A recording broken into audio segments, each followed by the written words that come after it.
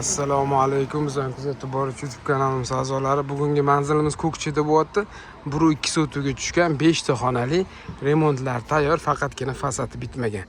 Ko'chada ko'rib turganinglardek 2-3 ta mashina sig'adi. To'g'ri Tinchlik ko'chaga chiqib ketasizlar. Keyingi ko'cha Aloqa ko'cha. Bu yoq Ko'kchiga chiqib ketirish, o'ng qo'l to'g'ri Qo'shgalanteriyaga chiqib turasizlar. Uyimiz tayyor, remontdan chiqqan, faqatgina fasad qismi qolgan. Xudo xolisi kelib ko'rsanglar, Novostroykada ancha yaxshi bo'lgan uyimiz. Narxi, почти Novostroyka narxi. Kirib bitta uylarni obzor qilamiz. Like va podpiskani unutmanglar. Xo'le shundoq kirar ekanmiz. Bitta plyus tarafini aytaman, mana shu naves qilib turib, oshxona qilish kerak. Uy ichida hali oshxona qilinmagan.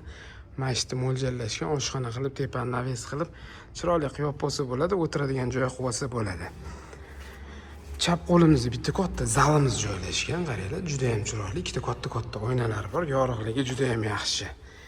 Va hop, kirarkanmiz uzun koridorchi, ikkinchi qavatga chiqadigan zalimiz.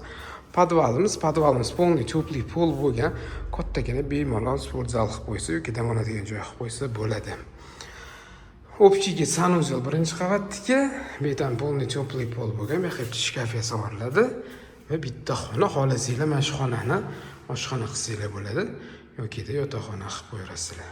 Ikkinchi qavatga chiqarkanmiz, chiroyli qilib qo'yishibdi, lekin zo'r gap yo'q. Shunda chiqqanimizda kichkinagina koridorchi bo'lgan, chap qo'limizda общий sanuzel bo'lyapti, kattagina oynasi hovliga qaragan. Bitta xona, tepa основной yotoqxonalardan iborat. Zo'r tarafi ikkita tarafga oyna qaragan. Bitta detski va yana bitta xonamiz. Buni ham o'tiradigan joy yoki spalniya qilib qo'ysanglar bo'ladi. Katta ko'chaga qaragan.